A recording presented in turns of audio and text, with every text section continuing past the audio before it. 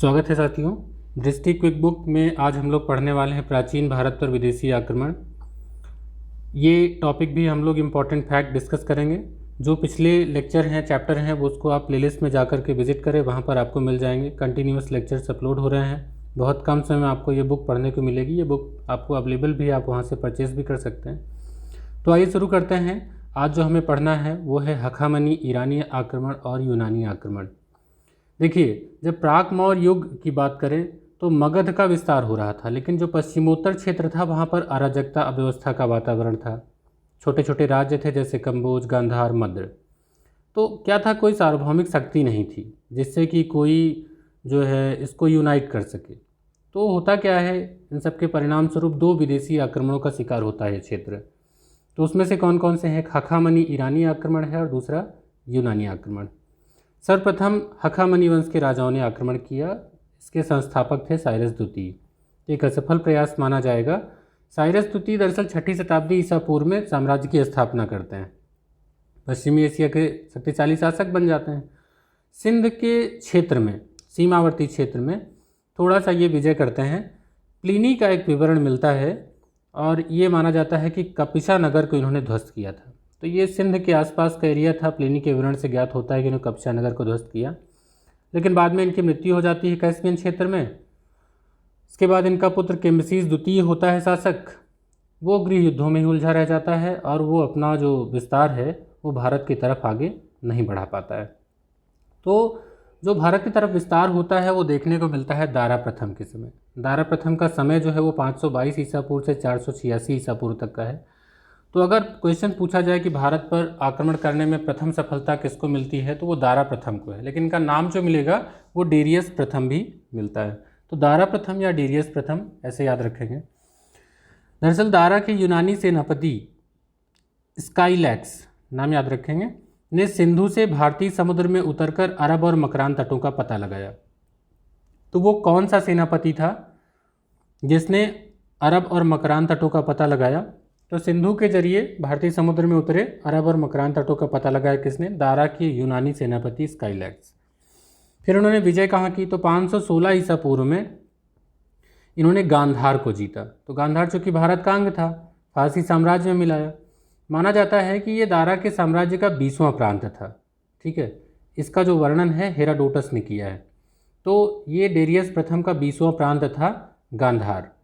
तो ऐसा माना जाता है कि भारत पर प्रथम आक्रमण सफलता इनको मिलती है। बाद में उनका कंबोज, गांधार पर उसका अधिकार हो जाता है।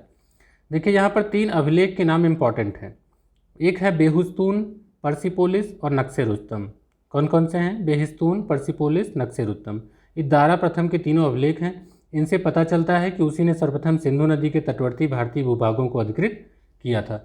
तो यहाँ पर पुरातात्विक साक्ष्य भी मिल जाते हैं, जिससे कि ये कन्फर्म हो जाता है कि जो दारा प्रथम है वो भारत पर प्रथम आक्रमण करते हैं।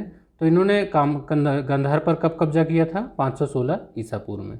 तो दारा प्रथम से संबंधित 1-2 क्वेश्चन आ सकते हैं जो कि आपने देखा। इसके बाद दारा के पुत्र आते हैं छयार्स या जरक्सीज। इन्होंने अपने पिता के साम्राज्य को सुरक्षित किया। एक इम्पॉर्टेंट बात यह है कि इसने फौज में भारतीयों को शामिल किया। तो ये एक ऐसा यूनानी शासक था जिसने, हखामनी शासक था जिसने कि फौज में भारतीयों को शामिल किया। ठीक है, जरक्सीस के उत्तराधिकारी जो आते हैं, होता यह है कि अतर जरक्सीस प्रथम आते हैं, अर्ध जरक्सीस द्वितीय आते हैं, लेकिन ये जो साम्राज्य था उसको उन्होंने बनाए रखा। आगे इसमें एक शासक मिलेंगे जिनका नाम था दारा तृतीय। तो अंतिम सम्राट होते हैं दारा तृतीय, जिनका समय है 360 ईसा पूर्व से 330 ईसा पूर्व। तो दारा तृतीय को यूनानी सिकंदर ने अरबेला गोगामेला के युद्ध में बुरी तरह से परास्त किया। इस प्रकार पारसिकों का विनाश हुआ। ये इंपॉर्टेंट फैक्ट है, यही एग्जाम में पूछा जाता है कि कौन सा युद्ध था? तो अरबेला या गोगामेला का युद्ध। कब? 331 ईसा पूर्व में। किसने हराया था? यूनानी सिकंदर ने। किसको? दारा तृतीय को। ठीक है, तो ये इसमें ये हार जाते हैं। इसके बाद क्या होगा कि जो हखामनी ईरानी जो शासन था वो यहाँ पर समाप्त होता है। इसमें कई कारण बुक में डिस्कस किया गया है किस कारण से वो यहाँ पर आक्रमण करते हैं। तो मैंने आपको थोड़ा सा वो पहले ही बता दिया है। क्या प्रभाव पड़ता है ये इम्पॉर्टेंट है। कि हखामनी ईरानी आक्रमण का भारत पर प्रभाव क्या पड़ता है। सबसे इम्पॉर्टेंट ये है कि समुद्री मार्ग की खोज से विदेशी व्यापार को प्रोत्साहन मिला। ये हखामनी ईरानी आक्रमण का पहला प्रभाव था। दूसरा क्या था, एक लिपि का नाम आपने सुना होगा, खरोष्ठी लिपि। अशोक के कुछ अभिलेख हैं खरोष्ठी लिपि में, जिनको आपने अशोक में पढ़ा होगा। ये बाईं से दाईं ओर लिखी जाती थी। तो बाईं से माफ़ कीजिएगा, दाईं से बाईं ओर, उल्टा दाईं से बाईं ओर लिखी जाने वाली खरोष्ठी लिपि का जो वर्णन है वो किसके जरिए आता है, हखामनी ईरानी आक्रमण का भारत पर प्रभाव होता है कि यहाँ पर उसका प्रचार प्रसार होता है। इसी तरीके से अरमाइक लिपि में भी आपको मिलेंगे कुछ अभिलेख, तो ये भी जो है हखामनी ईरानी आक्रमण के जरिए ही यहाँ पर आता है। अभिलेख उत्कीर्ण करने की जो प्रथा है वो भी ईरानी प्रभाव ही देखने को मिलती है। मौर्य वास्तुकला पर ईरानी प्रभाव दिखाई पड़ता है, जैसे अशोककालीन स्मारक विशेषकर घंटे के आकार के गुंबद कुछ हद तक ईरानी प्रतिरूपों पर आधारित थे। यहाँ तक कि प्रस्तावना के कुछ शब्द में भी ईरानी प्रभाव देखा जा सकता है। तो आपने देखा कि ईरान का प्रभाव क्या पड़ा। तो एक तो समुद्री खोज से विदेशी व्यापार, खरोष्ठी लिपि, अरमाइक लिपि, अभिलेख उत्कीर्ण कराने की परंपरा और स्मारक वगैरह पर थोड़ा सा प्रभाव। तो 4 ये प्रभाव देखने को मिलते हैं। स्टेटमेंट वाइज सबसे पूछा सकता है, इंपॉर्टेंट है, इसको याद रखिएगा। यूनानी आक्रमण देखते हैं। यूनानी आक्रमण में क्या है, सिकंदर काफ़ी फेमस है, तो इनसे क्वेश्चन हमेशा बनते ही आए हैं। इनको देखते हैं। सिकंदर के पिता का नाम था फिलिप द्वितीय। ये 359 ईसा पूर्व में मकदूनिया के शासक बनते हैं, लेकिन उनकी हत्या 329 ईसा पूर्व में कर दी जाती है। तो 20 वर्ष की अल्प आयु में ही सिकंदर सिंहासन पर आता है। सिकंदर अरस्तु का शिष्य था। यूनानी शासक सिकंदर का भारत पर आक्रमण लगभग 326 ईसा पूर्व में हुआ। तो ये डेट इंपॉर्टेंट हो जाती है।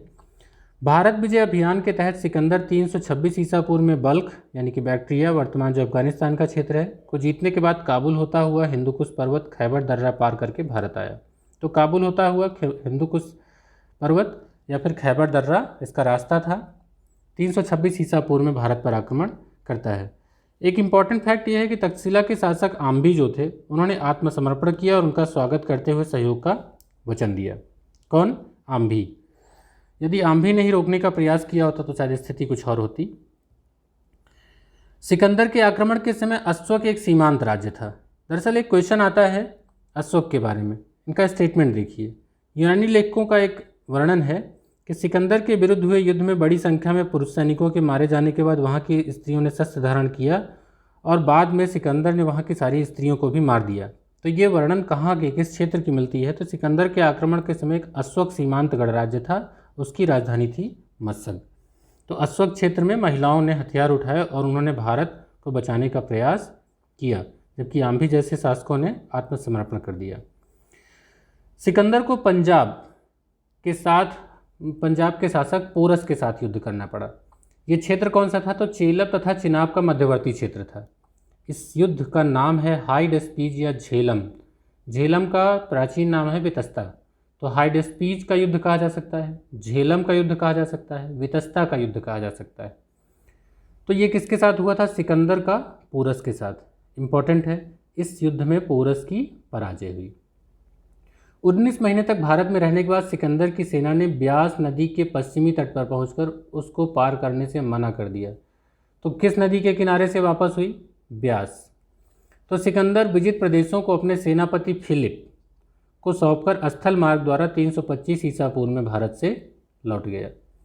तो आता कब है? 326 ईसा पूर्व में। वापस कब जाता है? 325 ईसा पूर्व में। इसके बीच में वो हाइडेस्पीज का युद्ध लड़ता है पुरुष के साथ और किसको अपने राज्य सौंपता है? फिलिप को। यहाँ पर 2 इंपॉर्टेंट फैक्ट और आ जाते हैं। सिकंदर ने 2 नगरों की स्थापना की थी। एक तो विजय प्राप्त करने के उपलक्ष्य में उसने निकैया की स्थापना की थी और दूसरा अपने प्रिय घोड़े के नाम पर बहुकेफला की स्थापना की थी। 323 ईस्वी में सिकंदर की मृत्यु हो जाती है बेबीलोन में, जब उसकी आयु 33 वर्ष की होती है। एक इम्पॉर्टेंट फैक्ट और होता है कि सिकंदर के साथ आने वाले जो लेखक थे वो कौन कौन से थे? तो इनमें प्रमुख नाम है नियार्कस, आनेसेक्रिटस तथा अरिस्टोबुलस। ये नाम पूछे जाएंगे, इनको याद रखिएगा। नियार्कस, आनेसेक्रिटस, अरिस्टोबुलस। तो इनके विवरण जो है अधिक प्रामाणिक और विश्वसनीय हैं। इनके सफलता के कारणों को यहाँ पर डिस्कस किया गया है, बहुत इंपॉर्टेंट नहीं है प्रीलिम्स के हिसाब से। हाँ, प्रभाव क्या है उनको थोड़ा सा देख लेना इंपॉर्टेंट हो जाता है, क्योंकि यहाँ से क्वेश्चन आता है यूनानी जो प्रभाव है भारत पर वो क्या पड़ता है। तो देखिए, एक तो संपर्क आता ही है जब कोई आता है, ठीक है। जो छोटे छोटे राज्य थे उनका एकीकरण भी होता है, स्थल मार्ग और जल मार्ग भी खुले जो भारतीय व्यापार में अहम योगदान दे रहे हैं। सबसे इम्पॉर्टेंट क्या था कि भारतीयों ने यूनानियों से छत्रप प्रणाली और मुद्रा निर्माण की कला को ग्रहण किया। उलूक शैली के सिक्के इसी के परिणाम थे। तो ये इंपॉर्टेंट हो गया, इसको आप स्क्रीनशॉट लेके रख सकते हैं। भारत में गांधार शैली की कला का विकास यूनानी प्रभाव का ही परिणाम था। इसमें भारतीय यूनानी कला का सम्मिश्रण दिखता है। तो बड़ा इंपॉर्टेंट है ये, इसको भी आप याद रखेंगे। तो इसी तरीके से हखामनी ईरानी और यूनानी आक्रमण का एक छोटा सा चैप्टर यहाँ बुक में डिस्कस किया गया है, एक छोटा सा प्रैक्टिस सेट भी दिया है। इसको हम लोग फटाफट देख लेते हैं कि क्या होगा इसका आंसर। सिकंदर के आक्रमण के समय उत्तर भारत पर निम्नलिखित राजवंशों में से किस एक का शासन था? तो अब बताइए उत्तर भारत में किसका शासन था? तो उत्तर भारत में नंद वंश का शासन था धनानंद के समय। भारत में सिकंदर की सफलता निम्न कारणों से थी। तो सफलता के क्या क्या कारण थे? तो इसमें दूसरा का जो इसमें कई दिए गए हैं। तो देखिए, उस समय भारत में कोई केंद्रीय सत्ता नहीं थी, उसकी फौज बेहतर थी, उसे देशद्रोही शासकों से सहायता मिली, हाँ हम भी थे, अच्छा प्रशासक था ये भी है, बेहतर फौज भी थी। हाँ, उस समय केंद्रीय सत्ता नहीं थी जो पूरे भारत पर राज कर सके। हालांकि मगध का उत्कर्ष हो रहा था, लेकिन अभी वो उस स्थिति में नहीं था कि रोक सके। तो इसका आंसर हो जाएगा डी, उपर्युक्त सभी। निम्नलिखित में से कौन सिकंदर के साथ भारत नहीं आया था? तो देखिए, नियार्कस, आनेसेक्रिटस, अरिस्टोबुलस का नाम आपने सुना ही, डाइमेकस जो है वो नहीं था। यहाँ इसका आंसर क्या हो जाएगा? ठीक है, सी। आइए अगला क्वेश्चन देखते हैं। निम्नलिखित कथनों पर विचार कीजिए। 2 वर्ष के अभियान के पश्चात सिकंदर महान ने 325 ईसा पूर्व में भारत छोड़ दिया। तो वापस कब लौटा था? आपको पता है कि 326 में आया था, 325 में वापस गया था। वह पोरस से पराजित हुआ था। तो जरा युद्ध याद करिए कि हाइडेस्पीस के युद्ध में क्या हुआ था। तो वो पोरस से पराजित नहीं हुआ था, वो हार गया था। जब वो ब्यास नदी के तट पर पहुंचा तो उसकी सेना ने आगे पार करने को मना कर दिया, इसलिए वो वापस हुआ, पराजित होकर वापस नहीं हुआ। तो आपको यहीं पर एकदम क्लियर हो गया कि कथन ए जो है वो सही है, जबकि आर जो है वो गलत है। तो इसका आंसर क्या होगा? सी होगा। तो 4 का आंसर हो गया आपका सी। प्राचीन नगर तक्षशिला निम्नलिखित में से किसके बीच स्थित था? अब देखिए, इसके लिए आपको मैप पर जाना होगा। जब आप मैप देखेंगे तो आपको एकदम क्लियर हो जाएगा कि सिंधु और झेलम के बीच में तक्षशिला नगर है। ये इंपॉर्टेंट है, आपके जीके के हिसाब से भी आगे ये क्वेश्चन पूछा जा सकता है।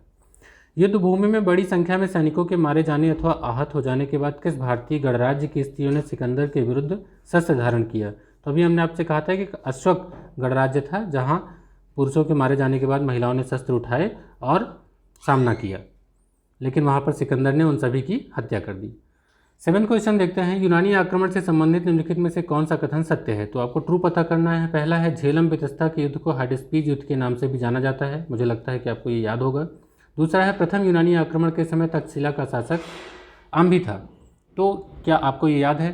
तो 7 का आंसर हो जाएगा, दोनों सही है, क्योंकि आम्भी उस समय आम्भी शासक था। 8वां क्वेश्चन देखते हैं। निम्नलिखित कथनों पर विचार कीजिए। सिकंदर विजित प्रदेशों को अपने सेनापति नियार्कोस को सौंपकर भारत से लौट गया। तो उसने सेनापति नियार्कोस को नहीं सौंपा था, याद करिए किसको सौंपा था? फिलिप को सौंपा था। तो आपने बहुत अच्छे से अगर सुना होगा तो याद होगा। नियार्कस सिकंदर का जल सेनापति था। तो ये फैक्ट आपको पता होना चाहिए। जी हाँ, नियार्कस सिकंदर का जल सेनापति था और ये इंपॉर्टेंट फैक्ट भी है। ठीक है, उसके बाद 9 क्वेश्चन देखते हैं। सिकंदर के गुरु कौन थे? तो ये पहले ही आपको बताया कि वो अरस्तु का शिष्य था। तो 9 का आंसर हो जाएगा बी। और 10th देखते हैं, इसका क्या होगा? निम्नलिखित में से सत्य कथन चुनिए। भारतीयों ने यूनानियों से छत्र प्रणाली और मुद्रा निर्माण की कला को ग्रहण किया। ये तो भी आपने लेटेस्ट ही पढ़ा और ये बिल्कुल सही है। भारत में गांधार शैली का विकास ईरानियों के प्रभाव का परिणाम था। आप जानते हैं कि ईरानियों का प्रभाव नहीं बल्कि ये यूनानियों का प्रभाव था जो गांधार कला शैली का विकास था। तो यहाँ पर आपका जो उत्तर हो जाएगा, इसमें जो सत्य कथन पूछा है, तो आपका केवल एक सही हो जाएगा, 10 का ए। तो दोस्तों, इसी तरीके से अगला चैप्टर भी हम लोग पढ़ेंगे। अगर आपको चैप्टर पसंद आया हो, ये पढ़ने का तरीका पसंद आया हो, तो वीडियो को लाइक करिएगा, अपने दोस्तों के साथ शेयर करिए। मिलते हैं अगले चैप्टर के साथ, तब तक के लिए गुड बाय।